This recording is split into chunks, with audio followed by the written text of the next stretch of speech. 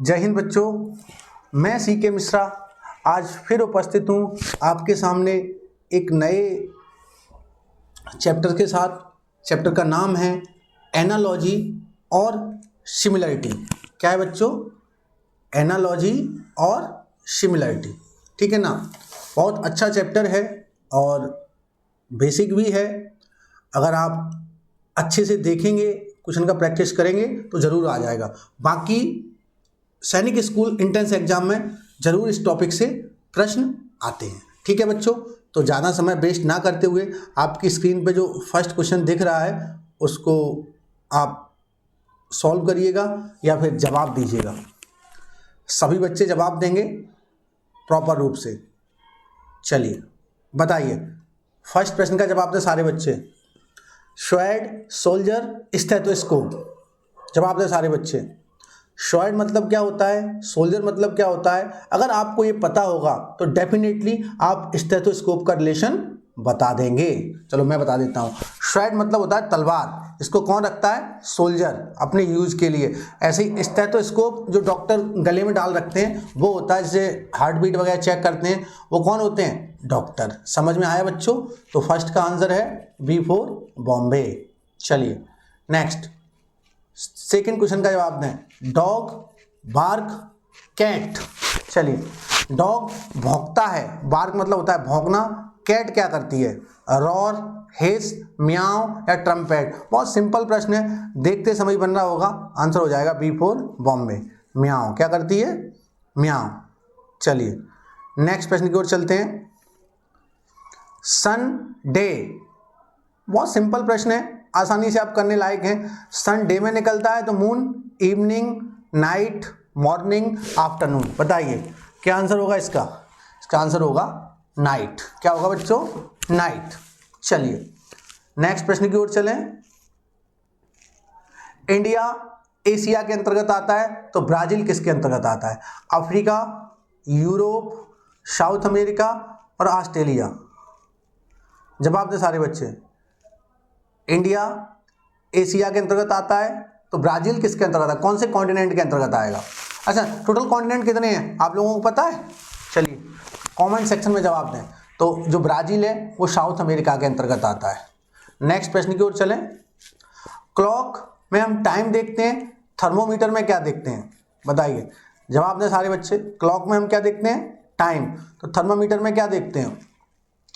Temperature. क्या देखते हैं बच्चों? टेम्परेचर। चलिए नेक्स्ट प्रश्न की ओर चलें। Choose the correct word that completes the analogy. Pen से लिखते हैं तो नाइफ से क्या करते हैं? कट, शार्पन, पियर्स या पेंट। तो नाइफ से क्या करते हैं? कट। क्या करते हैं बच्चों? कट। चलिए नेक्स्ट, फिश वाटर में रहती है तो बर्ड कहाँ रहती है? Air, sky, tree, nest. चलिए मतलब जो फिश का ट्रांसपोर्ट किस में करती है? वाटर में। ऐसी बर्ड्स करती है एयर में। तो आंसर हो जाएगा A4 आगरा।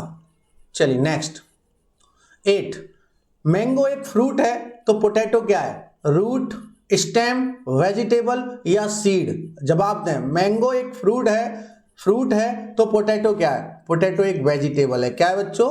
वेजिटेबल। चलिए, व्हील कार में होता है तो विंग किस में होते हैं? इंजन, वर्ड, एयरप्लेन या स्काई। तो भाई एरोप्लेन में होते हैं। C4 चेन्नई। चलिए नेक्स्ट, मिल्क, काऊ, वूल। इसका मतलब मिल्क जो दूध हमें कौन देता है? काऊ देती है। तो वूल हमें कौन देती है? गॉट, सीप, कैमल, डॉग। देखो इसका गॉट भी आंसर हो सकता है, लेकिन अगर डेफिनेटली आएंगे तो इसका आंसर होगा सीप। क्या होगा बच्चों? सीप। चलिए नेक्स्ट, आइडेंटिफाई द करेक्ट।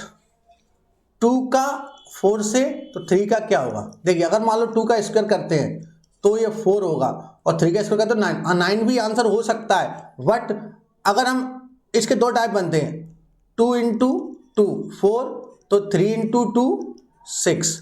क्या बच्चों? 6।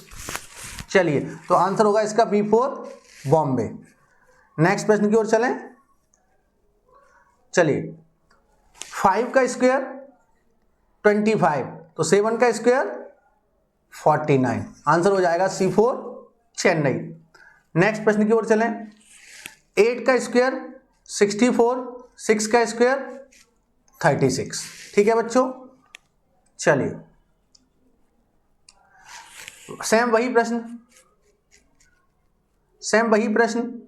12 का स्क्वायर 144, तो 15 का स्क्वायर क्या होगा 180, 200, 225, 250। आंसर इसका 225। क्या होगा बच्चों 225। चलिए नेक्स्ट प्रश्न की ओर चलते हैं। अच्छा 3 इसका स्क्वायर रूट निकालेंगे तो 3 आएगा। 64 का स्क्वायर रूट निकालोगे तो क्या आएगा 4, 6, 8 और 9, 8 आएगा। स्क्वायर रूट निकालना आता है, जैसे आप 9 का एलसीएम लीजिए, 3 3 जा 9, 3 1 जा 3, तो 2 3 आ रहा है तो एक 3 बाहर निकाल लो, ये होता है स्क्वायर रूट। ऐसे 64 का प्राइम फैक्टर निकालिएगा, उसे सॉल्व करेंगे तो आंसर क्या आ जाएगा C4 चेन्नई। चलिए next, find the odd one out based on analogy. Which one does not belong to the group, which one does not belongs to the group. Oxygen, nitrogen, hydrogen और mercury. जवाब दें सारे बच्चे, oxygen, nitrogen, hydrogen और mercury. क्या होगा बच्चों, देखिए ऑक्सीजन, नाइट्रोजन, हाइड्रोजन ये तीनों ही गैसेज हैं। क्या है बच्चों, गैसेज हैं। और मरकरी क्या है, एक मेटल है, तो ये अलग हो जाएगा। समझ में आया बच्चों। चलिए, which one is different from the rest. कौन सा एक ऑप्शन है जो तीनों से अलग है। रोज, लिली, लोटस और मैंगो। रोज, लिली, लोटस और मैंगो। देखिए रोज भी एक फ्लावर है, लिली भी एक फ्लावर है, लोटस भी एक फ्लावर है, ठीक है ना। तो और मैंगो क्या है, मैंगो एक फ्रूट है। क्या है बच्चों, फ्रूट है, ठीक है ना। तो आंसर हो जाएगा C4 चेन्नई। चलिए next, which one odd one out. Chair, table, bench और इरेजर। सिंपल सी बात है, चेयर है, टेबल है, बेंच है, ये सब फर्नीचर के अंतर्गत आते हैं और इरेजर हमारा स्टेशनरी के अंतर्गत आता है। चलिए नेक्स्ट, 19 प्रश्न का जवाब दें सारे बच्चे। Find odd one. Gold, silver, iron और वुड। भाई गोल्ड भी मेटल है, सिल्वर भी मेटल है और आयरन भी मेटल है, बट वुड नहीं है, ठीक है ना। तो आंसर हो जाएगा D4 दिल्ली। चलिए next, choose the word that does not fit. January, March, June और फ्राइडे। दिख ही रहा होगा फ्राइडे, क्योंकि ये डे है, एक दिन का नाम है, और सब ये मंथ नेम है। तो समझ में आया बच्चों, ये था आपका एक चैप्टर रीजनिंग का, जो सैनिक स्कूल एंट्रेंस एग्जाम के पॉइंट ऑफ व्यू से बहुत इंपॉर्टेंट है। आप इसी प्रकार के और प्रश्न की प्रैक्टिस करें। बाकी इसी प्रकार की चीज़ों को जानने के लिए या सैनिक स्कूल, मिलिट्री स्कूल संबंधित जानकारी के लिए जुड़े रहें द प्राइम क्लासेस के साथ। आप लाइक, शेयर एंड सब्सक्राइब जरूर करें। बाकी कल फिर मिलते हैं एक नए चैप्टर के साथ। तब तक के लिए जय हिंद, जय भारत, जय प्राइम।